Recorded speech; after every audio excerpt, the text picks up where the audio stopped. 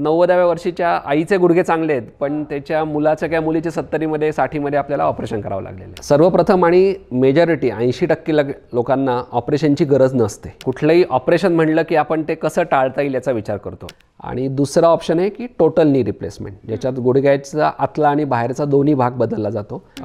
गुडघ्याचं operation अगदी आज आम्ही 85व्या 90व्या वर्षीच्या पेशंटचीही गुडघ्याची ऑपरेशन्स करतो. आणि त्याच्यात सगळ्यात मोठा रिस्क फॅक्टर हा ओबेसिटी समजला जातो.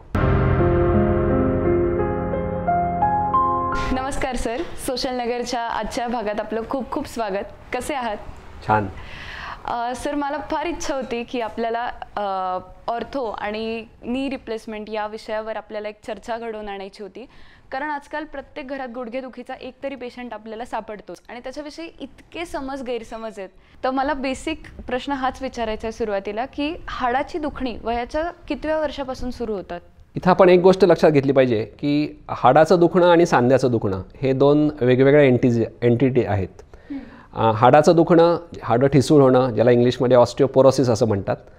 तर सांध्याचं दुखणं किंवा सांध्याची झीज होणं याला ऑस्टिओआर्थरायटिस असं म्हणतात. सो आपण जेव्हा गुडघेदुखी हा विषय आपण बघतो तर गुडघ्याच्या सांध्याची झालेली झीज की ज्याला गुडघ्याचा ऑस्टिओआर्थरायटिस, नी ऑस्टिओआर्थरायटिस असं म्हटलं जातं, की ज्याच्यात सांध्याची कुर्चा ही खराब होते. अच्छा. पेशंटचे हाडाची आरोग्य चांगलं असेल किंवा त्याचे हाडं ठिसूळ नसतील, हाडं चांगली असतानाही पेशंटचा सांधा झिजू शकतो. आणि जर आपण ऑस्टिओपोरोसिसचा किंवा हाड ठिसूळ होण्याचा विचार केला तर वेगवेगळ्या वयात आपल्याला ते आढळतं. लहान मुलांमध्ये आहारात कॅल्शियमचं, व्हिटॅमिन डीचं प्रमाण कमी असणं, त्याच्यामुळे हाडं ठिसूळ होऊ शकतात. मेनोपॉज नंतर स्त्रियांचं हाडाची घनता कमी होऊन त्यातलं कॅल्शियमचं प्रमाण कमी होऊ शकतं. किंवा उतार वयामध्येही हाडाची घनता कमी होते आणि आपल्याला हाडं ठिसूळ होऊ शकतात. म्हणजे सर, हाडाची जी दुखणी आहे ती आपल्याला सगळ्याच वयात आढळतात असं आपण म्हणू शकतो? हे एज रिलेटेड चेंजेस आहेत ते. सो कोणाला 40 नंतर होऊ शकेल, कोणाला 50 नंतर, कोणाचे 70 ते गुडघे चांगले असू शकतील. ह्या एज रिलेटेड होणारे चेंजेस आहेत ज्याच्यात जेनेटिक फॅक्टर्स आहेत, काही एन्व्हायरमेंटल किंवा लाईफस्टाईल रिलेटेड फॅक्टर आहेत, डाएट आहे, असे बऱ्याच गोष्टींमुळे ही झीज होऊ शकते की जी आपण रोखू शकत नाही किंवा प्रिव्हेंट करू शकत नाही. जी आपण टाळू शकतो किंवा त्याच्यापासून होणारा आपल्याला त्रास हा कमी करू शकतो. हाडाचा जो आपण दुखण्याचा विचार केला किंवा ऑस्टिओपोरोसिस ज्याला आपल्याला म्हणता येईल, तर हे आपल्याला बऱ्यापैकी टाळता येऊ शकतं. अच्छा. कारण याचं जे कारण आहे हे आपलं आहार रिलेटेड किंवा डाएटरी कॉजेस आहेत आणि लाईफस्टाईल रिलेटेड चेंजेस आहेत. म्हणजे एक्सरसाइज वगैरे जर चांगली असेल तर? अगदी बरोबर, की तुमचं जर रुटीन व्यवस्थित असेल, तुम्ही व्यायाम करत असाल, कुठल्याही प्रकारचा व्यायाम असेल, ते तुमचा आहार जर व्यवस्थित असेल, आपल्याला जी जुनी कन्सेप्ट आहे चौरस आहार की ज्याच्यात प्रोटीन्सचं प्रमाण आहे व्यवस्थित, मिनरल्स आहेत, कॅल्शियमचं इंटेक चांगलं आहे, तर तुमची हाडाची ठिसूळता ही होत नाही, तुम्हाला हाडं ठिसूळ होत नाहीत आणि तुमच्या हाडाचं हेल्थ हे चांगलं राहतं. मग ते मुलांमध्ये असेल, अगदी ॲडल्ट पेशंटमध्ये असेल, पेरोमेनोपॉजल वुमनमध्ये असेल किंवा अगदी म्हाताऱ्या माणसांमध्ये असेल. सो हे आपल्याला टाळता येऊ शकतं, ऑस्टिओपोरोसिस जे आहे ते.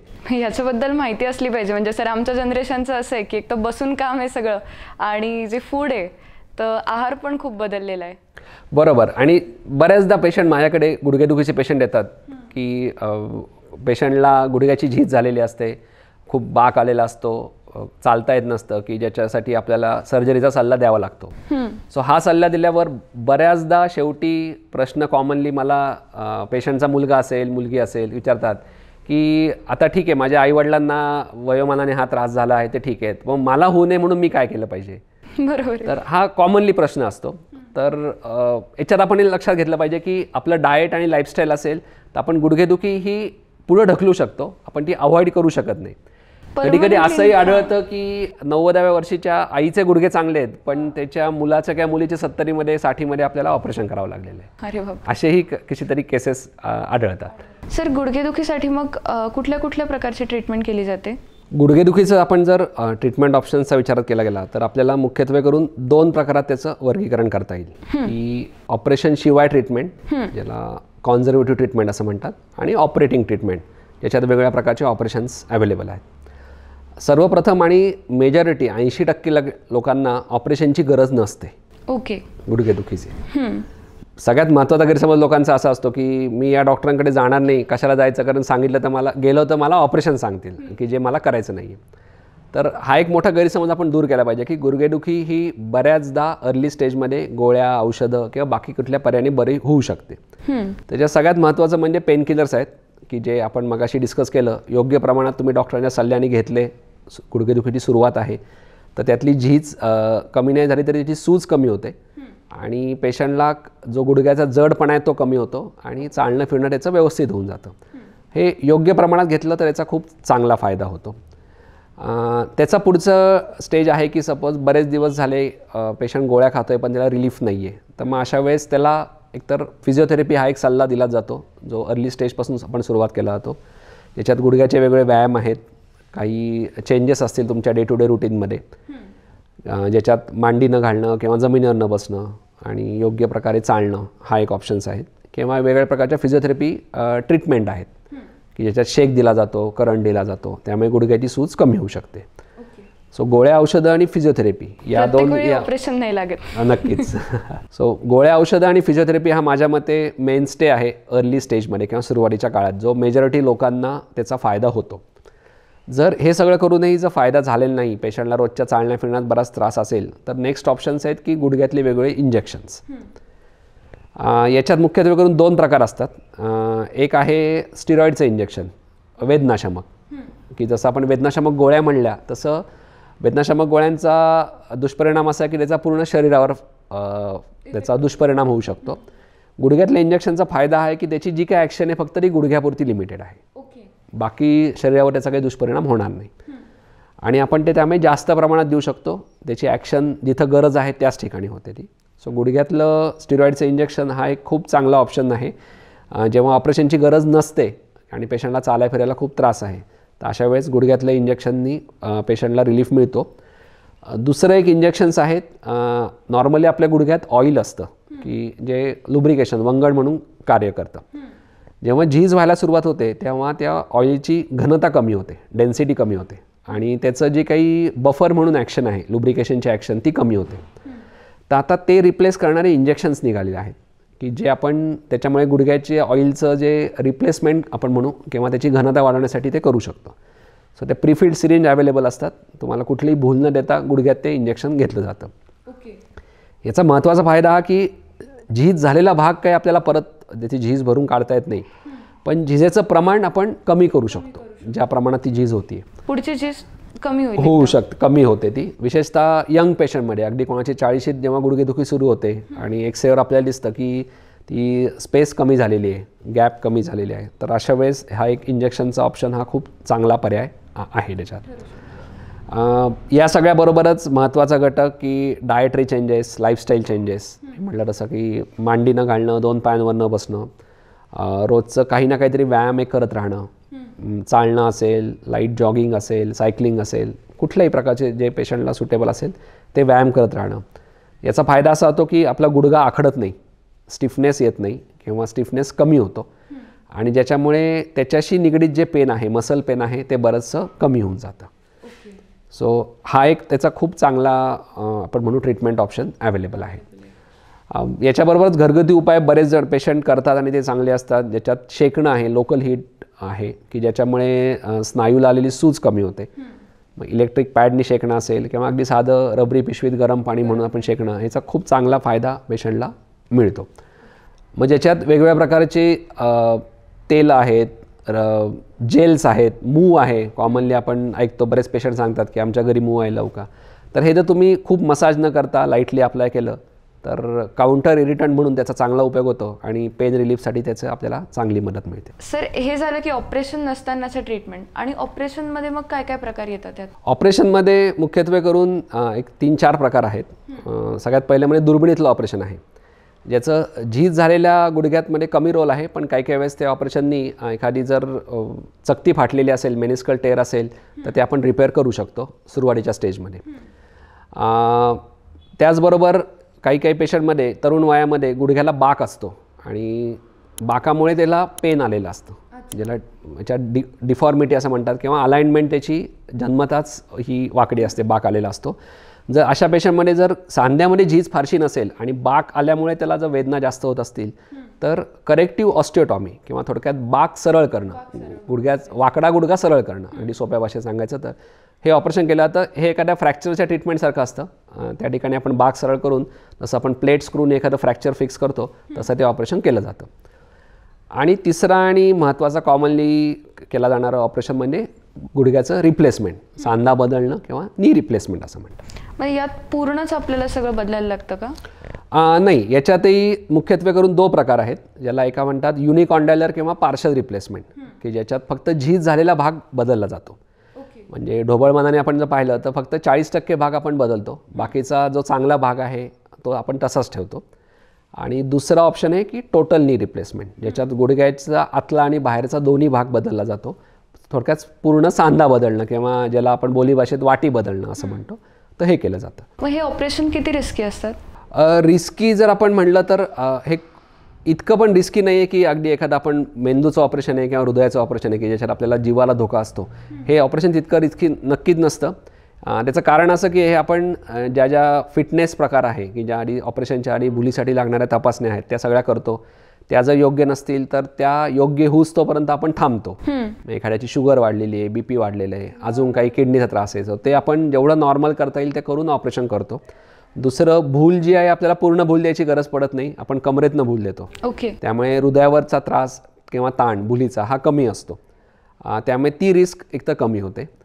सो ओव्हरऑल आता भुलीचं टेक्नॉलॉजी म्हणा किंवा पेन रिलीफ साठी जे औषधं आहेत, भुलीची औषधं आहेत, ही आता खूप ॲडव्हान्स झालेली आहेत. त्यामुळे याचं रिस्की जे आपण म्हणू ते प्रमाण खूप कमी झालं आहे. गुडघ्याचं ऑपरेशन अगदी आज आम्ही 85 वा 90 वर्षाच्या पेशंटचीही गुडघ्याची ऑपरेशन्स करतो. अरे बापरे. आणि तेही व्यवस्थित, हे भुलीचा वेळ असेल, ऑपरेशन नंतरची रिहॅबिलिटेशन असेल, हा सगळा व्यवस्थित सहन केला जातो. त्यामुळे जर तुम्ही बाकी ऑपरेशनशी कम्पेअर केलं, एखादं पोटाचं ऑपरेशन आहे, एखादं मेंदूचं ऑपरेशन आहे, हृदयाचं ऑपरेशन आहे, तर त्याच्या प्रमाणात हे खूपच किंवा नक्कीच कमी रिस्की ऑपरेशन आहे. सर, मग आता नी रिप्लेसमेंटचं प्रमाण म्हणजे वाढलं आहे सध्या, तर असं एक आपल्याला बघायला मिळतं का की जे पेशंट्स येतात ते कुठेतरी घाबरतात? कारण असं बघितलं आहे की ऑपरेशन म्हटलं की पेशंट पहिले घाबरतो, काहीतरी गुगल करतो, मग ऑपरेशन टाळण्यासाठी काही गोष्टी करता येतात का ते बघतो. तर असं नी रिप्लेसमेंटच्या बाबतीत दिसतं का आपल्याला? हो, म्हणजे आपण जर एक नॉर्मल ह्युमन टेंडन्सीचा विचार केला, जर कुठलंही ऑपरेशन म्हणलं की आपण ते कसं टाळता येईल याचा विचार करतो. कोणाला उद्या मलाही कुठल्या कारणासाठी जर कोणी ऑपरेशनचा सल्ला दिला तर माझा पहिला प्रश्न हाच राहणार की याला दुसरा काही पर्याय आहे का, ते गोळ्यांनी ठीक होईल का, किंवा अजून काही मी चेंजेस केले तर ते ठीक होईल का. पण मग आता सपोज म्हणजे माझ्या घरी एखादी व्यक्ती आहे तर की जी घाबरते आणि तिला ऑपरेशनची गरज आहे, तर त्यांना तुम्ही काय सांगाल? जर नी रिप्लेसमेंट ऑपरेशनचा विचार केला तर त्याचं महत्त्वाचं आपण हा गोष्ट लक्षात घेतली पाहिजे की हे कधीच इमर्जन्सी ऑपरेशन नसतं. इट इज ऑलवेज ॲट डेफिनेटिव्ह किंवा प्लॅन्ड सर्जरी. की गुडघेदुखीला बाकी सगळे उपाय करून झालेले आहेत आणि एक तर त्यांनी तेवढा आपल्याला पेशंटला रिलीफ मिळाला नाही आहे, किंवा पेशंटनी काहीच ट्रीटमेंट घेतली नाही आहे. कधी कधी तो निग्लेक्टेड पेशंट येतो की 5-10 वर्ष आले गुडघे दुखत आहेत, पण जेव्हा पेशंट येतो तेव्हा अगदी कधी कधी व्हीलचेअरवर येतो की त्याला उभे राहता येत नसतं. अरे बापरे. की जेव्हा बाकी कुठल्या ट्रीटमेंट ऑप्शन्सचा त्याला उपयोग होणार नाही आहे, हे आपल्याला एक्सरे आणि त्याच्या क्लिनिकल एक्झामिनेशन कळतं. तर अशा वेळेसच नी रिप्लेसमेंटचा सल्ला दिला जातो. हे कधी असं होत नाही की 2-4 महिने आले गुडघे दुखत आहेत म्हणून तुम्ही नी रिप्लेसमेंट करा, असं युजली होत नाही. त्यामुळे नी रिप्लेसमेंट ऑप्शन हा नेहमी लास्ट ऑप्शन म्हणून विचार केला जातो, की ज्याला आम्ही एंड स्टेज आर्थरायटिस असं म्हणतो. की त्या आर्थरायटिस सगळ्या स्टेजेसमधनं गेलेल्या आहेत. जी सुरुवात झालेली आहे, मग त्याला हळूहळू बाक यायला लागला आहे, ती गुडघ्यातली स्पेस कमी व्हायला लागलेली आहे. सो या सगळ्या स्टेजला जी काही ट्रीटमेंट आवश्यक आहे ती देऊन झालेली आहे आणि त्याचा उपयोग झालेला नाही आहे, म्हणून त्याला नी रिप्लेसमेंटची गरज आहे. त्यामुळे हे इमर्जन्सी ऑपरेशन नसल्यामुळे युजली पेशंटची मानसिक तयारी होणं हा याच्यात सगळ्यात महत्त्वाचा घटक आहे. की तुम्ही जर विचार केला 60ल्या 70च्या माणसाला कुठलंही ऑपरेशन सांगितलं तर आपण ते नॅचरली ते टाळता येईल असं बघत असतो. बरोबर आहे. पण मी सगळ्याच पेशंटला सांगतो की वय हा फॅक्टर महत्त्वाचा नाही आहे, पेशंटची बाकी फिजिकल स्टेट, त्याचा फिटनेस, या गोष्टी महत्त्वाच्या आहेत. सो कधी कधी एखादा 60चा पेशंट इतका ॲक्टिव्ह असतो तर रोज 2-4 किलोमीटर चालत असतो, कोणी सायकलिंग करत असतं, आणि अशा पेशंटला गुडघेदुखीमुळे जर त्याचं ॲक्टिव्हिटी कमी झाली असेल तर नक्कीच नी रिप्लेसमेंटने त्याला चांगला फायदा होतो. त्याचा सक्सेस रेट चांगला एकदम त्याचा. सो ही जी भीती आहे पेशंटला वाटणारी ही स्वाभाविक आहे, पण ती त्याची मानसिक तयारी होणं गरजेचं आहे. सुदैवाने आपल्याकडे आजकाल इंटरनेटवर बरीच माहिती आहे, त्याचे काही चांगले परिणाम आहेत, काही दुष्परिणामही आहेत.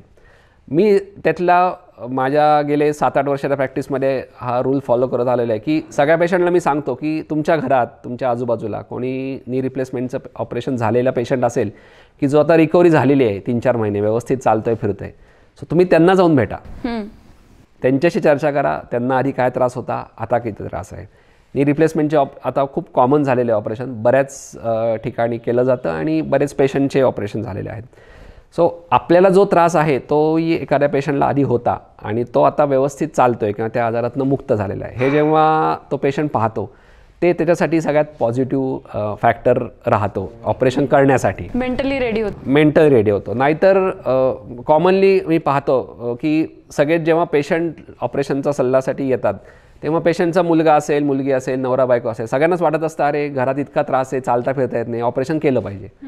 पण ती भीती शेवटी त्या पेशंटला असते, कारण त्याला ती भूल देणार असतं, त्याला त्या सगळ्या फिजिओथेरपी किंवा ऑपरेशनच्या त्रास म्हणू आपण त्याच्यातनं जायचं असतं. सो त्याची मानसिक तयारी होणं हे सगळ्यात महत्त्वाची गोष्ट आहे आणि ती जोपर्यंत होत नाही तोपर्यंत युजली मी तरी ऑपरेशन करत नाही पेशंटचं. नी रिप्लेसमेंटसाठी गुडघ्याची होणारी किंवा आपण हाडांची झीज जी आहे ते एक प्रमुख कारण आहे असं आपण सांध्याची झीज हे प्रमुख कारण आहे असं म्हणू शकतो. बरोबर. या व्यतिरिक्त आणखीन कुठली कारण आहेत का की ज्याच्यामुळे आपल्याला ऑपरेशन करावं लागू शकतं? हो, म्हणजे जर तुम्ही नी रिप्लेसमेंटचे इंडिकेशन्स जर विचारात घेतले तर सगळ्यात महत्त्वाचं किंवा कॉमन कारण आहे की वयोमानानुसार होणारी झीज, ज्याला ऑस्टिओआर्थरायटिस असं म्हणतात.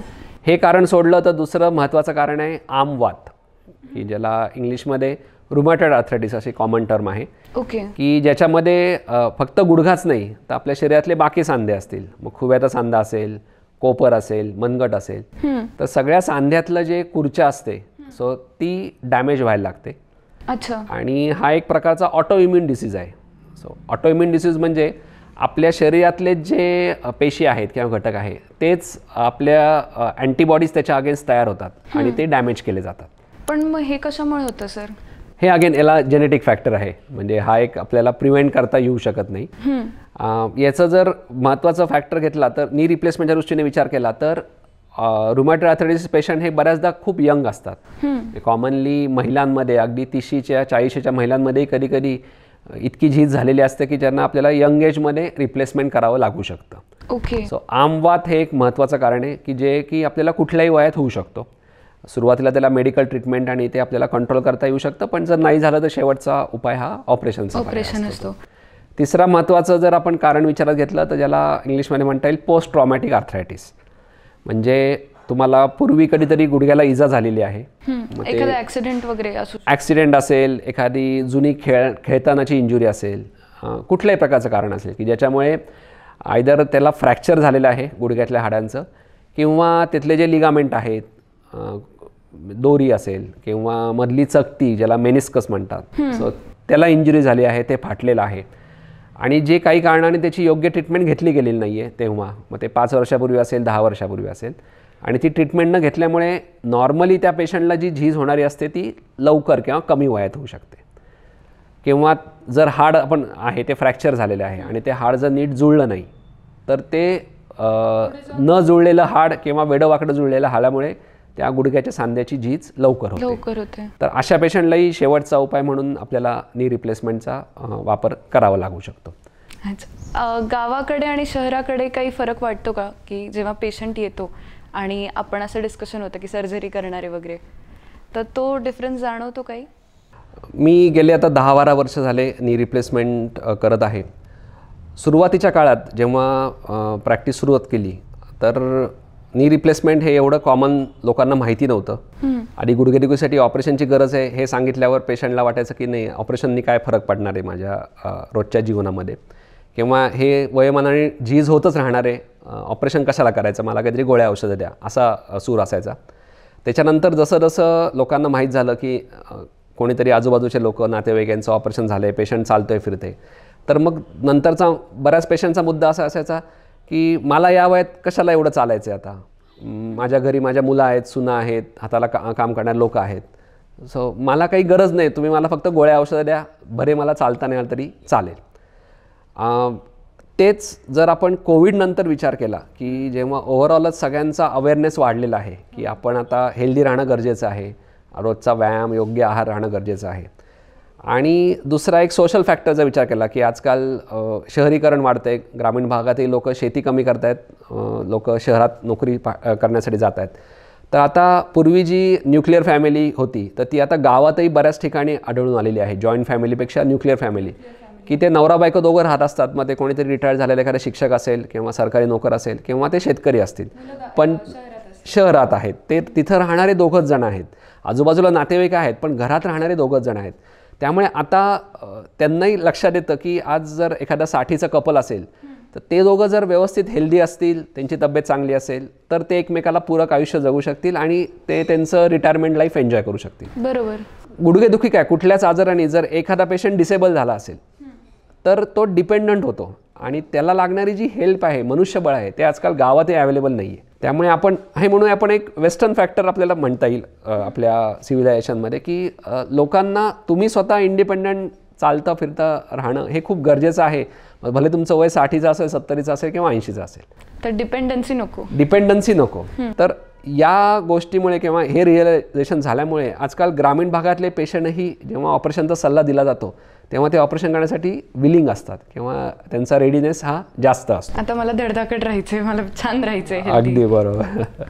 सर, तुम्ही जसं म्हटलं की वेस्टर्न फॅक्टर जो आहे किंवा वेस्टर्न इन्फ्लुएन्स आहे तो आपल्यावर बऱ्यापैकी आता आपलं आहार पण आपल्याकडे आता पिझ्झा, बर्गर, ओव्हरऑलच चौरस आहार हे कमी झालेलं आहे थोडं आणि ओबेसिटी आपल्याकडे खूप वाढताना दिसते. म्हणजे अगदी लहान लहान मुलं सुद्धा आपल्याला दिसतं की ओव्हरवेट आहेत आणि पालकांना पण कुठेतरी त्याचं थोडंसं कौतुक असतं की म्हणजे हेल्दी म्हणायचं, गुटगुटीत म्हणायचं, पण जाड असेल तरी तसं हे नाही करायचं किंवा एक्सरसाइज करायला प्रवृत्त नाही करायचं. तर ही जी वाढती आपल्याकडे टेंडन्सी आहे ह्याच्यामुळे पण कुठेतरी त्रास वाढताना आपल्याला दिसत आहेत का, की ओबेसिटी आहे त्याच्यामुळे हाडांचे जे त्रास आहेत किंवा झीज आहे ती लवकर होतीये, सांध्यांची झीज लवकर होतीये? हो, नक्कीच. म्हणजे जर तुम्ही वैद्यकीयदृष्ट्या पाहिलं तर कुठल्याही डिसीजचे 2 आपल्याला प्रकार करता येतात. एक आहे कम्युनिकेबल डिसीज आणि दुसरा non communicable disease. So communicable disease म्हणजे संसर्गजन्य रोग की जे इन्फेक्शनमुळे पडतात. मग ते व्हायरसमुळे असेल, बॅक्टेरियामुळे असेल. आत्ताच आपण कोविडमध्ये सगळे त्यातनं पार पडलो. तर कोविड जर सोडला तर त्याच्या आधी मेडिकल फ्रॅटर्निटी किंवा आपल्याला वाटायचं की आपण संसर्गजन्य आजारांवर मात केलेली आहे. वेगवेगळ्या प्रकारचे व्हॅक्सिन्स आपल्याला अवेलेबल आहेत. सो इन्फेक्शनचं प्रमाण सगळ्याच आहार, पोषण, लाईफस्टाईल इम्प्रूव्ह झाल्यामुळे त्याचं कमी झालेलं आहे. सो पूर्वी जो एपिडेमिक प्रकार होता, प्लेग असेल, कुठलाही मलेरिया असेल, त्याचं प्रमाण कमी झालं होतं. आणि साधारण 2000 नंतर नॉन कम्युनिकेबल डिसीज म्हणजे जे संसर्गजन्य रोग नाही आहेत त्याचं प्रमाण वाढलेलं होतं. मग त्याच्यात हायपरटेन्शन असेल, डायबिटीस असेल, इतर काही लाईफस्टाईल रिलेटेड चेंजेस असतील, कॅटरॅक्ट असेल, तसंच आर्थरायटिस, गुडघेदुखी हे आहेत. सो ह्याला सगळ्यांना लाईफस्टाईल रिलेटेड डिझीज असं म्हटलं जात होतं की तुमचं जीवनमान सुधारल्यामुळे, तुमचं फिजिकल नीड ॲक्टिव्हिटी कमी झाल्यामुळे जे काही आजार होत आहेत, शहरीकरणामुळे म्हणा, त्याला वेगवेगळे फॅक्टर्स आहेत. सो त्याचं एक एपिडेमिक यायला लागलेलं होतं. जसं आपल्याला सगळ्यांना माहिती आहे की डायबिटीसमध्ये, इंडियामध्ये डायबिटीसचं प्रमाण खूप जास्त आहे. त्याला कॅपिटल म्हणली जाते सगळ्या दृष्टीने. सो याचं प्रमाण खूप जास्त आहे आणि त्याचं प्रमाण खूप वाढलेलं होतं. तर या सगळ्या गोष्टींसाठी फरक असा असतो की कम्युनिकेबल डिसीजला कुठला तरी एक जीवाणू, विषाणू हा कारणीभूत असतं. तर नॉन कम्युनिकेबल डिसीजला रिस्क फॅक्टर्स असं संबोधलं जातं की कुठला एक घटक कारणीभूत नाही आहे, त्याला मल्टिपल रिझन्स आहेत. म्हणजे त्याला जेनेटिक फॅक्टर्स असतील, तुमचे डाएटचे रिलेशन असेल, की लॅक ऑफ एक्झरसाईज आहे, किंवा तुमचे डे टू डे ॲक्टिव्हिटी नसणं हे आहे. आणि त्याच्यात सगळ्यात मोठा रिस्क फॅक्टर हा ओबेसिटी समजला जातो. तुम्ही कुठलाही आजार घ्या, ब्लड प्रेशर घ्या, डायबिटीज घ्या, किडनीशी रिलेटेड आजार घ्या, आर्थरायटिस घ्या, सांध्याचे आजार, या सगळ्यांसाठी जर तुम्ही रिस्क फॅक्टर्स पाहिले तर सगळ्यांमध्ये ओबेसिटी हा कॉमन आहे. त्याचं कारण असं की ओबेसिटीमुळे तुमचं पूर्ण शरीरावर त्याचा परिणाम होतो. मग ते तुमचं हाडं असतील, स्नायू असेल, हृदय असेल, किडनी असेल, रक्तातलं कोलेस्ट्रॉल प्रमाण असेल, इव्हन मानसिक स्वास्थ्य असेल, या सगळ्यांवरही तुमचा ओबेसिटीचा परिणाम होतो. त्यामुळे ओबेसिटी अवॉइड करणं, होऊ न देणं किंवा झालेलं त्याला योग्य ट्रीटमेंट करणं हे सगळ्यात महत्त्वाचं आहे कुठल्याही आजाराचं रिस्क कमी होण्यासाठी किंवा त्याच्यापासून आपल्याला होणाऱ्या त्रासासाठी.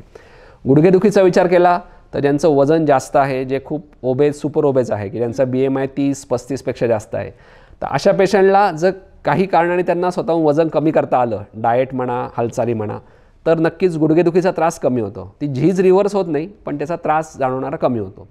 फक्त त्याच्यात प्रॉब्लेम असा असतो की गुडघेदुखीमुळे चालणं कमी होतं आणि चालणं कमी झाल्यामुळे तो माणूस वजन कमी करू शकत नाही. लूप चालू राहते, ते एक विशेष सायकल किंवा पॉझिटिव्ह फीडबॅक चालू राहतो. आणि नी रिप्लेसमेंटचा म्हणजे वेदना कमी होणं हा तर एक फायदा आहेच, पण ज्याचे अजून जे फायदे आहेत त्याच्यात महत्त्वाचं म्हणजे वेट रिडक्शन आहे. की ऑपरेशन झाल्यामुळे पेशंटची हालचाल वाढते, मोबिलिटी वाढते आणि बऱ्याच अंशी त्याचं वजन कमी होतं किंवा शुगर BPचं आहे त्याचं प्रमाणही कंट्रोलमध्ये राहायला त्याला खूप चांगला फायदा होतो. सर, एक आपण कॉमन ऐकतो की कॅल्शियम इंटेक जर चांगला असला तर मग हाडं चांगली राहतात. म्हणजे टीव्हीवर पण जाहिराती येतात, आपण बघतो की लोकांच्या घरी ते असे डब्बे असतात कॅल्शियमचे, पांढऱ्या गोळ्या असतात की, आणि मग बऱ्याचदा असं पण होतं की डॉक्टरांना न विचारता लोक परस्पर पण सप्लिमेंट्स घेतात. तर ह्याच्यामध्ये किती तथ्य आहे की कॅल्शियममुळे खरंच आपल्याला किती बेनिफिट होऊ शकतो? सप्लिमेंट्स घेतल्याने आपल्याला किती फायदा होऊ शकतो, किंवा आहारातून मग आपल्याला कॅल्शियम कसं चांगलं मिळू शकतं? खूप चांगला प्रश्न विचारला. याच्यात 2 फॅक्टर्स आहेत की कॅल्शियममुळे बेनिफिट नक्कीच होतो, पण कॅल्शियम सप्लिमेंटची गरज आहे का? तर त्याचं अगदी सिंपल उत्तर आहे की नाही, सगळ्यांना नाही आहे. जर आपण आपल्या कॅल्शियमचा जर रोल पाहिला आपल्या शरीरात तर त्याचा खूप महत्त्वाचा घटक आहे. म्हणजे मिनरल्समध्ये कॅल्शियम हे सगळ्यात महत्त्वाचा घटक आहे की जे एकतर आपल्या हाडाच्या मजबूतीसाठी गरजेचं असतं, जे आपल्या सगळ्यांनाच माहिती आहे. त्याचे बाकी पण खूप फायदे आहेत.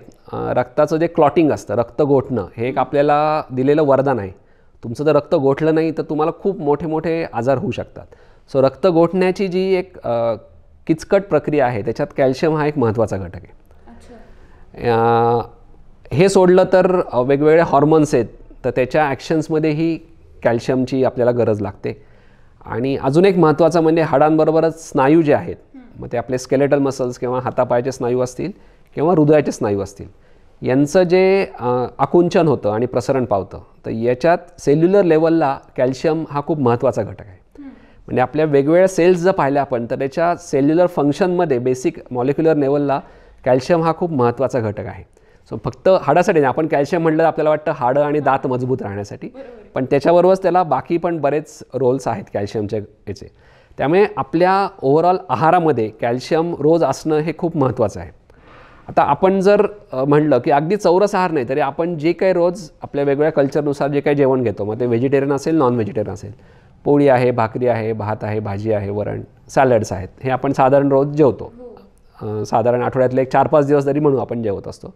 सो आपल्याला जर रोजचा विचार केला एखाद्या ॲडल्ट पर्सनला तर साधारण 1000 ते 1200 मिलीग्रॅम एवढ्या कॅल्शियमची गरज असते. आणि आपण जर रुटीन डाएट घेत असू तर ही रिक्वायरमेंट आपली ती पुरेशी आहे आपल्या रोजच्या आहारात. सर, आता सध्या व्हीगन डाएटचं फॅड बरंच वाढतंय, म्हणजे नॉनव्हेज पण नाहीये आणि दूध किंवा दुधाचे पदार्थ पण नाहीये. मग अशा वेळी कॅल्शियम पुरेसं मिळू शकतं? मिळू शकतं. व्हेगन डाएटमध्ये महत्त्वाचा घटक असतो की ड्रायफ्रूट रिलेटेड त्यांच्या गोष्टी असतात, म्हणजे आमंड मिल्क असेल किंवा हे. सो त्याच्यात सबस्टिट्यूट कॅल्शियम आपल्याला मिळतं, फक्त दुधात मिळतं असं नाही. दूध ऑब्व्हियसली एक महत्त्वाचा सोर्स आहे, पण त्याला अल्टरनेटिव्ज आहेत. ज्याच्यात टोफू आहे किंवा बाकी बऱ्याच गोष्टी आहेत, त्यातनं आपल्याला मिळतं हे. जर आपण रिक्वायरमेंटचा विचार केला तर जर मी म्हटलं 1000 ते 1200 मिलीग्रॅम जी कॅल्शियमची रिक्वायरमेंट ती साधारण आपल्या आहारातनं पुरी होते. प्रश्न कधी येतो की जेव्हा आपल्या शरीराची गरज वाढते. ओके. सो शरीराची गरज कधी वाढते कॅल्शियमची? तर एक तर महत्त्वाचं म्हणजे प्रेग्नन्सीमध्ये वाढते. दुसरं लहान मुलांमध्ये एक जास्त गरजेचं असतं. तिसरं जर आपल्याला काही फ्रॅक्चर झालं आहे, मग आपल्याला प्लास्टर केलं आहे किंवा ऑपरेशन केलं आहे, अशा वेळेस ती आपली गरज जास्त असते. अजून एक महत्त्वाचा घटक की पोस्ट मेनोपॉझल वुमनमध्ये रजोनिवृत्तीनंतर आपली कॅल्शियमची रिक्वायरमेंट वाढते हॉर्मोनल चेंजेस झाल्यामुळे. सो असे काही गोष्टी आहेत की जेव्हा आपल्याला कॅल्शियम सप्लिमेंट्स लागू शकतात. पण ते डॉक्टरांच्या सल्ल्याने घेतले पाहिजे. हां, ते डॉक्टरांच्या सल्ल्याने घेतले पाहिजे. याचं कारण की आपलं जर एक्सेस इंटेक झाला तरी त्याचा त्रास होऊ शकतो. कॅल्शियम असेल किंवा व्हिटॅमिन डी असेल, दोन्हीचाही जर आपल्याला प्रमाणापेक्षा जास्त घेतलं गेलं तरी त्याचा त्रास होऊ शकतो. म्हणजे आता जर जास्त कॅल्शियम मी कन्झ्युम करते तर काय होऊ शकतं त्याने? त्याला कॉमनली असेल किडनी स्टोन एक आहे घटक की जे होऊ शकतं. हायपर व्हिटॅमिनोसिस म्हणून एक कन्सेप्ट आहे की व्हिटॅमिन डी एक्सेस प्रमाणात घेतलं मुलांमध्ये ते होऊ शकतं. बाकी टेक्निकल काही गोष्टी आहेत, पण सांगण्याचा मुद्दा हा की कॅल्शियमची आपल्याला गरज आहे सगळ्यांनाच. जेव्हा आपली शरीराची कॅल्शियमची गरज वाढते तेव्हाच माझ्या मते या सगळ्या सप्लिमेंट्सची गरज आहे. किंवा जर आपला बेसिक आहारच जर तेवढा नसेल काही कारणामुळे तर ती लागू शकते. सर, जे सप्लिमेंट्सबद्दल आहे तेच गोळ्यांबद्दल पण आहे की साधारण म्हणजे काही पण मसल पेन होतं आहे, हाडं दुखत आहेत, गुडघे दुखत आहेत, तर लोक परस्पर मेडिकलमध्ये जातात आणि पेन किलर घेतात.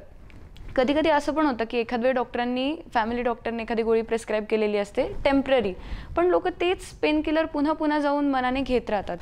तर हे किती घातक असू शकतं? हे कधी कधी खूप घातक होऊ शकतं. पेन किलर हे आपण समजलं पाहिजे की पेन किलर हे फक्त सिम्पटमॅटिक ट्रीटमेंट आहे. म्हणजे तुम्हाला वेदना होत आहेत तर वेदना हे काही त्याचं निदान नाही आहे की पेन होतं आहे हे काही, इट्स जस्ट सिम्पटम, तुम्हाला होणारा तो त्रास आहे आणि त्याच्यासाठी ते त्रास होऊ नये म्हणून ते एक टेम्पररी त्याला इलाज आहे की जोपर्यंत अगदी बरोबर. जोपर्यंत गोळीचा असर आहे तोपर्यंत त्या वेदना कमी राहतील, पण त्या वेदना कशामुळे होत आहेत हे जर आपण शोधून काढलं नाही तर त्या पेन किलर घेणं हा त्यासाठी योग्य सल्ला राहत नाही. कारण त्या गोळीचा असर संपला की परत त्या वेदना होत राहणार. जसं आपण ताप आला आहे म्हणून पॅरासिटामॉल घेणं, पॅरासिटामॉल ही तापासाठी आहे, पण ताप कशामुळे आला आहे हे आपल्याला शोधून काढलं पाहिजे, तर तो ताप कमी होईल, तर तो रुग्ण बरा होईल. पेन किलरचा प्रॉब्लेम हाच आहे की आपल्याकडे ओव्हर द काउंटर मिळणाऱ्या बऱ्याच पेन किलर आहेत, अगदी 50 पैसे 1 रुपयापासून त्या गोळी मिळतात, त्यामुळे स्वस्त आहेत. पेशंट डायरेक्ट डॉक्टरांकडे जाण्यासाठी दुकानात जाऊन पेन किलर घेतो, तरी पेन किलर मिळू शकतात. अगदी high dose paracetamol is also good pain killer.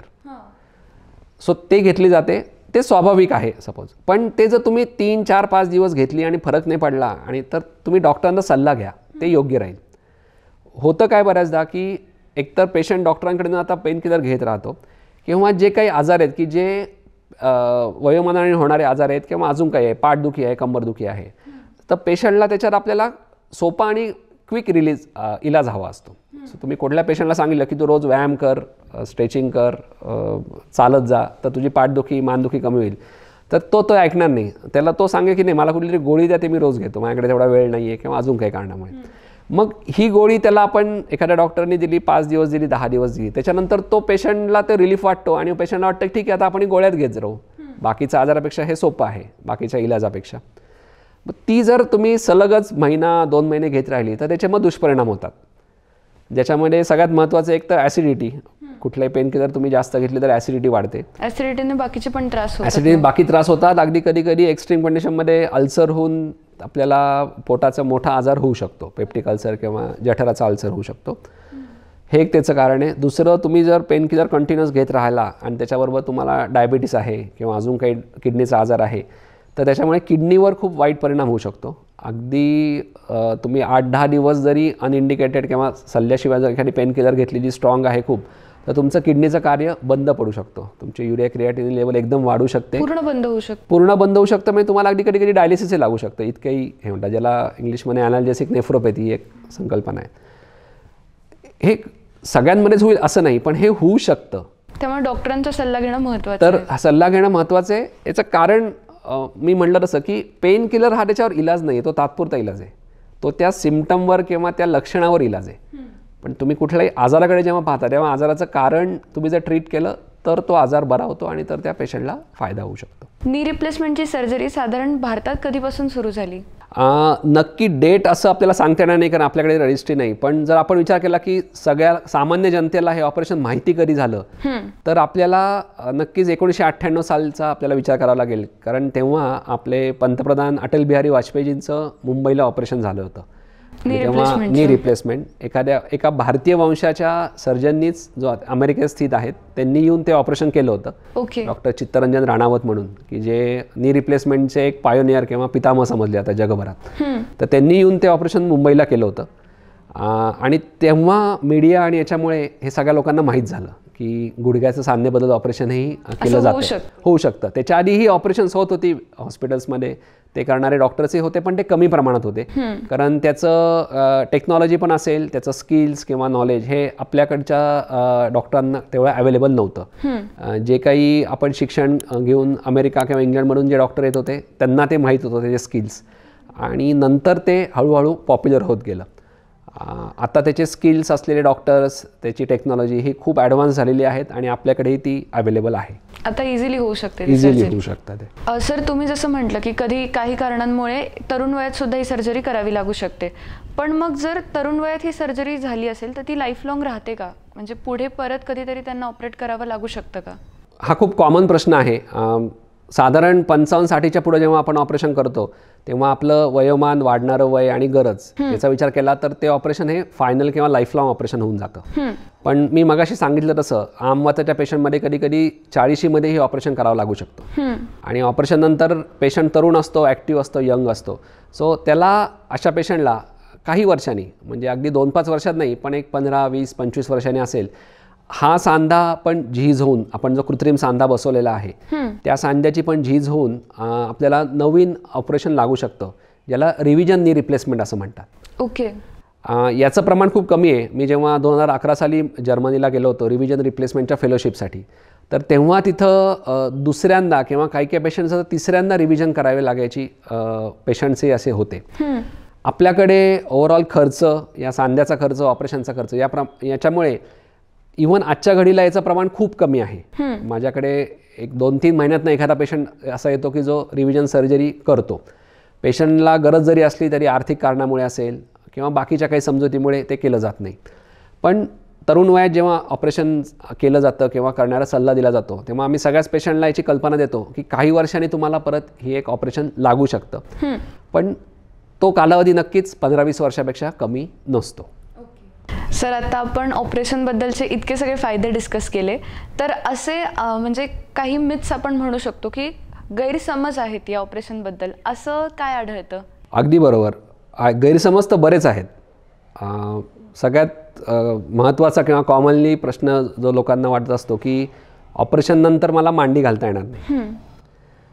याच्यात दोन्ही प्रकारचे पेशंट असतात की ज्यांना ऑपरेशनच्या आधी मांडी घालता येत नसते पण त्यांची अपेक्षा असते किंवा त्यांची डिमांड असते की नाही आता माझं ऑपरेशन झालं तर मला मांडी घालता आलं पाहिजे. किंवा दुसरं असं असतं की काही पेशंटला खाली बसता येत असतं, मांडी घालता येत असते, पेनफुल असतं ते, खूप काही इझिली घालता येत नाही, तर त्यांना ते कंटिन्यू करायचं असतं ऑपरेशन झाल्यानंतरही. आणि त्यांना शंका असते की आता ऑपरेशन झालं तर मला मग हे जमेल का किंवा मी कसं करू शकेन.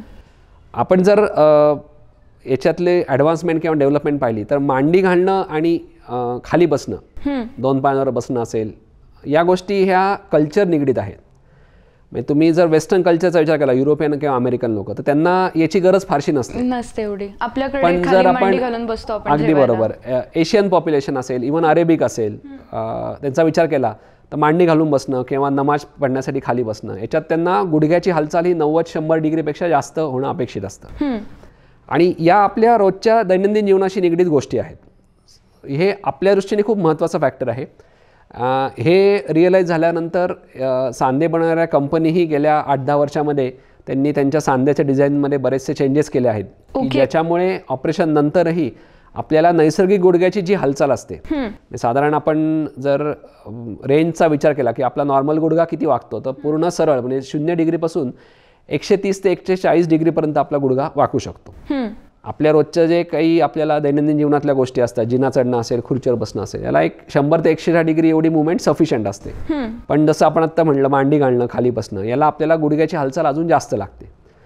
पूर्वी जे काही सांध्याचे डिझाईन्स होते, जे काही टेक्नॉलॉजी अवेलेबल होती, तेव्हा ऑपरेशन नंतर सगळ्यात महत्त्वाचं पेशंटला हे सांगितलं जायचं की तुम्ही खाली बसू नका, मांडी घालू नका. आता बरेचसे नवीन हायफ्लेक्स जॉईंट आलेले आहेत की ज्याच्यामुळे अगदी नॉर्मल गुडघ्या एवढी नाही पण नियर टू दॅट आपल्याला हालचाल मिळू शकते. म्हणजे आपण मांडी घालून बसू शकतो, मांडी घालून थेरॉटिकली बसू शकतो. मांडी घालणं ही गोष्ट फक्त गुडघ्यातल्या हालचालीवर अवलंबून नसते, आपल्या खुब्याची तेवढी हालचाल झाली पाहिजे. खुब्याचे स्नायू जर तसे आखडले नसतील तर गुडघ्याच्या ऑपरेशन नंतर फिजिओथेरपी झाली, त्या गुडघ्याची तेवढी हालचाल झाली, रिकव्हरी झाली तर मांडी घालण्यायोग्य तो गुडघा असतो. प्रिकॉशन म्हणून आम्ही जेव्हा ऑपरेशनचा सल्ला दिला जातो किंवा डिस्चार्जच्या वेळेस तर रुटीनली मांडी घालण्याचा सल्ला दिला जात नाही. याचं कारण असं की त्याच्यामुळे त्या सांध्यावर खूप जास्त स्ट्रेस येतो आणि एखादा वयोवृद्ध माणूस जर मांडी घालून खाली बसला असेल किंवा 2 पायांवर बसला असेल तर उठताना त्याचा बॅलन्स जाऊन तो पडण्याची शक्यता असते, त्याला अजून काही इजा होण्याची शक्यता असते. त्यामुळे अगदी सिंपल सांगायचं तर ढोबळमानाने रोज तुम्ही मांडी घालू नका, पण कधीमध्ये एखादी तुम्ही घालू सिच्युएशन आहे शकता. की आता सपोज तुम्ही कार्यक्रमाला गेलाय तिथे तुम्हाला ऑप्शनच नाहीये तर अशा ठिकाणी अगदी तुम्ही बरोबर, बसू शकता. तुम्ही घालू शकता किंवा सेफ साईड तुम्ही घरात असताना वर सोफ्यावर कॉटवर मांडी घाला की जेणेकरून तुम्हाला उठताना ते इझी जाईल. ओके. तर हा गैरसमज बऱ्याच पेशंटचा असतो आणि मला वाटते हा पण गैरसमज दूर केला पाहिजे. सर मी असं पण ऐकलंय की जेव्हा नी रिप्लेसमेंटची सर्जरी होते त्याच्यानंतर खूप 3-4 महिने आराम करायला लागतो, तुम्ही परत पहिल्यासारखं काम नाही करू शकत. तर यात किती म्हणजे हे किती खरं आहे किंवा तथ्य आहे? हाही एक गैरसमज आहे. इनफॅक्ट मी म्हणेल काही काही पेशंटची अपेक्षाही असते की माझं ऑपरेशन झालं तर आता मला महिनाभर आराम करायचा आहे. ओके. त्याला बाकी सोशल घटक किंवा कारणीभूत आहेत. तर चेस्टेचा विषय सोडला तर बाकी ऑपरेशन आणि याच्यामध्ये हाच फरक आहे की जेव्हा नी रिप्लेसमेंटचं ऑपरेशन केलं जातं साधारण आम्ही दुसऱ्या किंवा तिसऱ्या दिवशी डिस्चार्ज देतो. 2-3 दिवसात डिस्चार्ज मिळतो पेशंटला. पेशंट घरी जाताना स्वतः वॉकरनी चालत पायऱ्या उतरत जातो. पेशंट जेव्हा घरी जातो तेव्हा त्याचं तो स्वतः सगळं दैनंदिन काम करू शकत असतो. वॉशरूमला जाणं असेल, रोज त्याचं बाकीचं चालणं असेल, जी काही गोष्ट आहेत. थोडंफार हेल्प लागते. पहिले एक 15 दिवस टाके काढूस तोपर्यंत वॉकरची गरज लागते आणि नंतर एक 10-15 दिवस काठी लागते. पेशंट झोपू नये असं होत नाही. म्हणजे एखादं आपण रिलेटिव्हची पण तीच कधी कधी आयडिया असते की ऑपरेशन झालं, एखादं कोणाचं पोटाचं ऑपरेशन झालं आहे, कोणाचं फ्रॅक्चरचं ऑपरेशन झालं आहे, तर आपल्याला माहिती असतं की आपण जेव्हा घरी पेशंटला भेटायला गेलो तर पेशंट झोपू नये आहे, त्याला आपण काही आराम करण्याचा सल्ला दिला जातो. नी रिप्लेसमेंटचं ऑपरेशन जर पेशंट झोपू नये याचा अर्थ पेशंटला किती त्रास होतोय म्हणून तो झोपू नये. ओके. कारण ऑपरेशन नंतर फिजिओथेरपी किंवा व्यायाम हा एक महत्त्वाचा घटक आहे. फिजिओथेरपी म्हणजे अगदी काही तुम्ही 24 तास व्यायाम केलं पाहिजे असं नाही, पण पेशंटने ॲक्टिव्ह राहणं, हालचाल करत राहणं हे त्याच्यात अपेक्षित असतं आणि ते पेशंटला जमतंही. म्हणजे इनफॅक्ट त्याच कारणासाठी आपण ऑपरेशन केलं जातं. बरोबर आहे. त्यामुळे पेशंटला आरामाची गरज असते, पण ते आपण म्हणू की पहिले एक 8-10 दिवस जोपर्यंत टाके आहे, त्याचं पेन आहे किंवा त्याचं ड्रेसिंग असतं, तर तितके दिवस 8-10 दिवस पेशंटला फिजिओथेरपीबरोबर काही आराम करण्याची सल्ला दिला जातो. बरेच जे ॲक्टिव्ह पेशंट असतात अगदी 15-20 दिवसातही ते त्यांचं बॅक टू ऑफिस वर्क असेल, एखाद्याचं शॉपकीपर त्याचं दुकान असेल, तर ते कधी कधी 15-20 दिवसानंतर ते परत ते जॉईन करतात. ओके. बाकी सर्जरीजपेक्षा याची रिकव्हरी बरीच क्विक असते तसं? नक्कीच. आणि सर मी असं पण ऐकलं होतं की पायाची लांबी कमी जास्त होते. हो, हे एक बऱ्याच जणांचा कन्सेप्ट असतो. ॲक्च्युली लांबी कमी होत नाही. गुडघ्याचं जर बाक आधी खूप जास्त असेल की अगदी 15-20 डिग्री बाक आहे, ओके, तर नॉर्मल जो सरळ गुडघा आहे तो बाक आल्यामुळे तो पेशंटला छोटा वाटतो. जेव्हा दोन्ही गुडघ्याचा त्रास असतो तेव्हा ते सिमेट्रिकली बाक असेल तर पेशंटला चालताना तो जाणवत नाही, कारण तो लंगडत असतो. पण मग अशा पेशंटचं जेव्हा आपण एका पायाचं ऑपरेशन केलं जातं, जेव्हा काही कारणाने दुसऱ्या पायाचं ऑपरेशन लगेच केलं जात नाही, तर ज्याचं ऑपरेशन केलं आहे तो पाय सरळ होतो आणि ज्याचं ऑपरेशन केलेलं नाही आहे तो बाक असल्यामुळे तो पाय पेशंटला आखूड वाटतो. ओके. सो हे तुलनात्मकदृष्ट्या जर त्यांनी कंपॅरिझन केलं त्याला वाटतं की माझं ऑपरेशन झालं आहे, पायाची लांबी वाढलेली आहे. तर ती ॲक्च्युली वाढलेली नसते, ती त्याची नॉर्मल लेंथ एवढी आलेली असते. फक्त त्याच्या कंपॅरिझनमध्ये दुसरा पाय आखूड असल्यामुळे त्याला ती वाटतं. ओके. आणि सर म्हणजे आता गैरसमजच म्हणू शकतोय की कॉस्टिंगचा जेव्हा विषय येतो तर नी रिप्लेसमेंटला साधारण कॉस्टिंग किती लागतं? लोकांचं हे पण असतं की आता ऑपरेशन आहे म्हणजे भरपूर खर्च आहे. नक्कीच, म्हणजे हा गैरसमजही आहे, लोकांच्या वेगळ्या संकल्पनाही आहेत. शेवटी ॲज अ डॉक्टर आता मी 10 वर्ष प्रॅक्टिस केल्यावर मला असं वाटतं की प्रत्येक पेशंटच्या मानसिकतेचा हा संबंध आहे.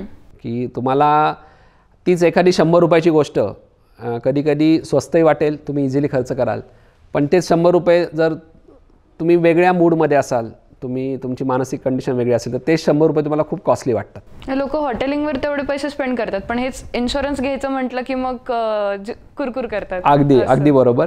आणि दुसरं फॅक्टर असा की तीच गोष्ट तुम्ही कुठं घेताय किंवा ती सर्व्हिस तुम्ही कुठं त्याचा लाभ घेताय याच्यावरही ती कॉस्टिंग ठरते.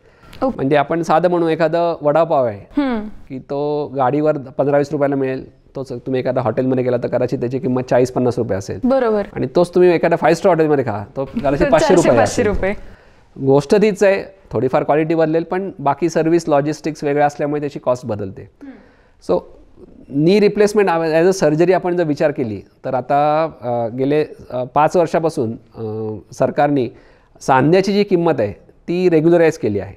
ओके. म्हणजे जसं आता आपण बरंच ऐकलं असेल, कॅन्सरचे औषध आहेत किंवा हे, याच्यावर त्यांनी कॅपिंग आणलेलं आहे की त्याच्यापेक्षा जास्त किमतीत तुम्ही ते विकू शकत नाही. ओके. सो तसंच गुडघ्याचे सांधे जे आहेत, इम्पोर्टेड कंपनी असेल, इंडियन कंपनी असेल, त्याच्या मटेरियल आणि डिझाईनवरून त्यांनी 2-3 त्याच्यात क्लासेस ठेवले आहेत. सो त्याच्यापेक्षा सिलिंग प्राईस ठेवली आहे, त्याच्यापेक्षा जास्त तुम्ही ते विकू शकत नाही. ओके. त्यामुळे तुम्ही सगळ्यांना अफोर्डेबल होतं ते. अफोर्डेबल होतं आणि तेच ऑपरेशन तुम्ही दिल्लीला केलं काय किंवा तुम्ही नगरला केलं काय, सांध्याची किंमत तीच राहते. कॉस्ट बदलते कुठं, तर बाकी लॉजिस्टिक कॉस्टमुळे. हॉस्पिटल तुम्ही कुठल्या हॉस्पिटलमध्ये करता आहात, कुठल्या शहरात करता आहात. आणि आता आपल्या सगळ्यांनाच माहिती आहे, आजकाल आपल्याला हॉस्पिटलमध्ये हॉटेलसारखी सर्व्हिस अपेक्षित असते. इन्शुरन्समुळे किंवा माहिती आहे, कोणाला डिलक्स रूम हवी आहे, कोणाला सूट हवा आहे. सो या सगळ्या सर्व्हिसेसमुळे ती कॉस्ट ॲडिशनल होत जाते. मूळ सांध्याची कॉस्ट ही तुम्ही आज ऑल ओव्हर इंडिया कुठेही गेला तरी त्याचे जे 2-3 प्रकार आहेत त्याच्यामध्येच ती बसणार, त्याच्यापेक्षा जास्त तुम्हाला ती जाणार नाही. स्टीलचा सांधा असेल तर सांध्याची किंमत अंदाजे 70-75 हजार रुपयापर्यंत असेल. सिरॅमिकचा सांधा असेल तोही 1 लाखापर्यंत असू शकतो. ओके. बाकी जी कॉस्ट आहे ही मात्र तुम्ही कुठं ऑपरेशन करताय हे बदलतं. आणि मी म्हणलं तसं की आपली मानसिकता काय आहे.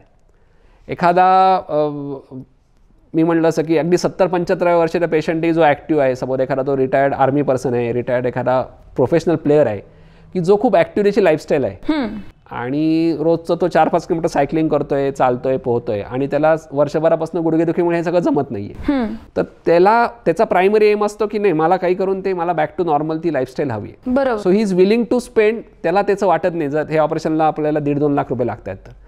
पण हेच एखादा माणूस त्याच्या बाकीच्या कंडिशनमुळे तो एखादा काय म्हणू आपण निगेटिव्ह माइंडसेटमध्ये असेल, त्याला ते एक ॲडिशनल कॉस्ट म्हणून वाटते की ऑलरेडी घरात काही खर्च झाला आहे आणि मग ही कॉस्ट करायची, तर मग त्याला असं वाटतं अरे बापरे 1.5-2 लाख रुपये खर्च करायचे. पण तो नेसेसरी आहे. म्हणजे लोक आपल्याकडे लग्न किंवा इतर गोष्टींवर एवढा खर्च होतो, आपल्याकडे कार असतात, लक्झरियस कारवर एवढा खर्च होतो, तर स्वतःची तब्येत आपण म्हणजे एवढं स्पेंडिंग करू शकतो. अगदी बरोबर. म्हणजे तुम्ही आज आता विचार केला आपल्या ज्या गोष्टी इतके दिवस लक्झरी होत्या त्या आपण जर आजच्या जीवनात विचार केला, एखादी कार आहे तर कुठल्याही मध्यमवर्गीयाला कार ही आता लक्झरियस राहिलेली नाही. बरोबर आहे. ही गरजही झालेली आहे किंवा ही कॅन अफोर्ड दॅट. तेच गोष्ट आपण दागिन्यांबाबत म्हणू शकतो.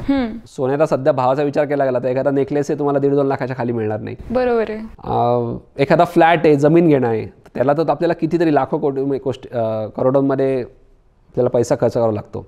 सो लोकांची ती लोक इन्व्हेस्टमेंट समजतात, पण मे बी ती आयरनी असे की तुमच्या स्वतःच्या शरीरावरच तुम्हाला पैसा खर्च करायला कधी कधी आपल्याला रिलक्टंट असतो आपण. सर सलामत तो पगडी बचास हे आपल्याला अगदी बरोबर. Health investment is the best. आणि तुम्ही जर तुमचं शरीर चांगलं असेल, तुमची तब्येत चांगली असेल तर तुम्ही बाकी या सगळ्या गोष्टींचा उपभोग घेऊ शकता. पण हे रिअलाईज झालं माझ्या मते तर नक्कीच आपल्याला ती ट्रीटमेंट तेवढी कॉस्टली वाटणार नाही. तो त्या पर्स्पेक्टिव्हने आपण जर विचार केला तर. मेडिकल टुरिझम तुम्ही वर्ड ऐकला असेल की आजकाल बरेच अमेरिकेतले किंवा युरोपमधले पेशंट्स आज भारतामध्ये येऊन वेगळ्या प्रकारचे सर्जरीज करून घेत आहेत किंवा वेगळ्या ट्रीटमेंट करून घेत आहेत. अँजिओप्लास्टी असेल, अगदी मोतीबिंदूचं ऑपरेशन असेल, नी रिप्लेसमेंट असेल. तर याचं कारण तेच आहे की तिथं याची किंमत 4-5 आहे. अरे बापरे. आज तुम्ही मुंबई पुण्यातल्या अगदी मोठमोठ्या हॉस्पिटल, कॉर्पोरेट हॉस्पिटलमधल्या ट्रीटमेंटचं किंमत जर विचार घेतली त्याच्यापेक्षा खूप जास्त पटीने तिकडे किंमत आहे. सो त्या लोकांना इथं येऊन ते ट्रीटमेंट करणं परवडते. विदिन इंडिया तुम्ही जर पाहिलं तर मी गेले 4-5 वर्ष अनुभवतोय की हा मेडिकल टुरिझम मलाही लक्षात यायला लागला आहे की आज तुम्ही जर पुण्या मुंबईला एखाद्या मोठ्या हॉस्पिटलमध्ये नी रिप्लेसमेंटची कॉस्ट जर बघितली तर त्याच्यापेक्षा 20-25% कमी कॉस्टने आज नगरमध्ये हे ऑपरेशन होत आहे. Okay. With same joint, with same skills, with same infrastructure. त्यामुळे बाकी गोष्टीचा जर विचार केला, आज एखादा अगदी फ्रँकली उदाहरण सांगायचं तर एखादा वाघोलीत राहणारा पेशंट आहे तर त्याला उद्या आज कोथरूडमध्ये जाऊन जेवढा वेळ लागतो तेवढ्याच वेळात तो नगरला येतोय. आणि हे मला आलेले अनुभव आहेत की इन्शुरन्सचा पेशंट आहे. सो पेशंटच्या लक्षात येतं की आज नगरमध्ये जर ट्रीटमेंटसाठी ते स्किल अवेलेबल आहे तर त्याचं कमी खर्चात ती ट्रीटमेंट होती पुण्या मुंबईपेक्षा, त्याला ते सोयीचंही पडतंय. या सगळ्या गोष्टीमुळे असाही आता ट्रेंड पाहायला लागला आहे की मोठ्या शहरातनं लोक छोट्या शहरात येऊनही ऑपरेशन्स करतात. कमाल आहे सर हे खरं. याच्यावरूनच मला एक आठवलं, एक नगरमधलेच रिटायर्ड आर्मी ऑफिसर आहेत, ते कर्नल होते, 1971च्या वॉरमध्ये लढले होते आणि त्यांची मुलं वगैरे आता म्हणजे बाहेर सेटल्ड आहेत. एक फॉरेनला आहे, एक दुसऱ्या स्टेटमध्ये. पण त्यांनी तेच सांगितलं की त्यांचं जेव्हा ऑपरेशन करायची वेळ आली त्यांची नी रिप्लेसमेंट तुमच्याकडेच झालेली आहे आणि खूप ते कौतुक करत होते. तुमचं सांगत होते की माझा नगरच्या डॉक्टरांवर इतका विश्वास आहे की इथे जे काम होतं ते इथे जी ट्रीटमेंट मिळते ती परफेक्ट असते. सर आता म्हणजे हल्ली हेल्थ कॉन्शियस होत आहेत लोक, तर चालण्याचं प्रमाण पण वाढलंय. म्हणजे आपण सकाळी बघितलं ना, वाडिया पार्क, जॉगिंग ट्रॅक, सगळीकडे जॉगिंग करण्यासाठी भरपूर गर्दी असते. असं पण एक मिथ कानावर आलंय की चालण्याने सुद्धा झीज जास्त प्रमाणात होते, ह्यात किती तथ्य आहे? नाही, हा मोठा गैरसमज आहे. चालल्याने झीज होत नाही. मी मगाशी आपण डिस्कस केलं तसं की याच्यात मल्टीफॅक्टोरियल त्याचे कारणं आहेत, जेनेटिक फॅक्टर आहेत, बाकी कारणं आहेत. याला एक सिमिलर उदाहरण द्यायचं झालं तर मी असं म्हणेन की साखर खाल्ल्याने डायबिटीस होत नाही, पण डायबिटीस झाल्यावर तुम्ही जास्त साखर खाऊ नका, काय कंट्रोल राहा असं. बरोबर आहे. तर तसंच आहे की तुम्ही चाललायत म्हणून तुमची झीज होणार नाही. इनफॅक्ट तुम्ही चालताय, तुम्ही ॲक्टिव्ह आहात, तो सांधा गुडघात असं नाही, बाकी सांधे असतील, त्याचं आखडण्याचं प्रमाण कमी असतं. तुमचे स्नायू, तुमचे हाडाची आरोग्य चांगलं असतं, त्यामुळे त्याच्यामुळे झीज होत नाही. झीज ही होणारच आहे त्याच्या ज्या कारणं आपण पाहिली तशी. पण झीज झाल्यावरही किंवा झीज असतानाही तुम्ही जर ॲक्टिव्ह असाल तर त्याच्यापासून तुम्हाला होणाऱ्या गुडघ्याच्या वेदना किंवा आखडलेपणा हा त्रास कमी होतो. ओके. आता दुसरा त्याचा पार्ट असा की तुम्हाला झीज झाली आहे गुडघ्याची, तुम्ही निदान केलं एक्सरेवर वगैरे, तर मग आता तुम्ही चालावं का कमी चालावं?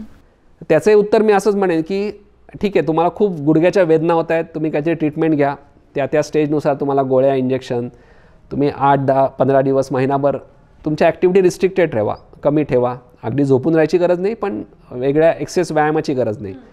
आणि तो जो तुमचा जो त्रास आहे तो जो तुम्हाला कमी जाणवला, गुडघ्याचा जडपणा कमी जाणवला, तर इनफॅक्ट तुम्ही परत त्या हालचाली चालू करा. ओके. मग चालणं असेल, पाण्यात चालणं असेल, म्हणजे तुम्हाला चालायचं नाही म्हणून हे कारण द्यायचं नाही, जॉगिंग किंवा हे एक्सरसाइज. काही गोष्टी तुम्हाला रिस्ट्रिक्शन्स येतील की तुम्ही जॉगिंग करा असाल तर ते करू नका, किंवा खूप फास्ट रनिंग करू नका, साधं चाला. एखाद्याला हायकिंगची सवय असेल किंवा अजून काही ॲडव्हेंचर स्पोर्ट्स असतील तर ते थोडं रिस्ट्रिक्शन ठेवा, ओके, बॅलन्सच्या दृष्टीने किंवा गुडघ्याच्या वेदनेसाठी म्हणून. पण त्या लिमिटमध्ये राहून तुम्ही ॲक्टिव्हिटी करू शकता. इनफॅक्ट ते केलेलं तर ते बेनिफिशियल राहतं, चांगलं राहतं. सर, आज तुमच्याशी गप्पा मारून खूप छान वाटलं, खूप नवीन इन्फॉर्मेशन मिळाली आणि माझी स्वतःची सुद्धा बरेच गैरसमज दूर झाले. निश्चितच नगरकरांना सुद्धा हा पॉडकास्ट बघून खूप नवीन माहिती मिळणार आहे, त्यासाठी खूप खूप धन्यवाद. थँक्यू सोशल नगरच्या सगळ्या टीमला की या माध्यमातून मला सगळ्यांशी चर्चा करण्याची संधी मिळाली, आणि थँक्स सगळ्या टीमचे माझ्याकडनं आभार.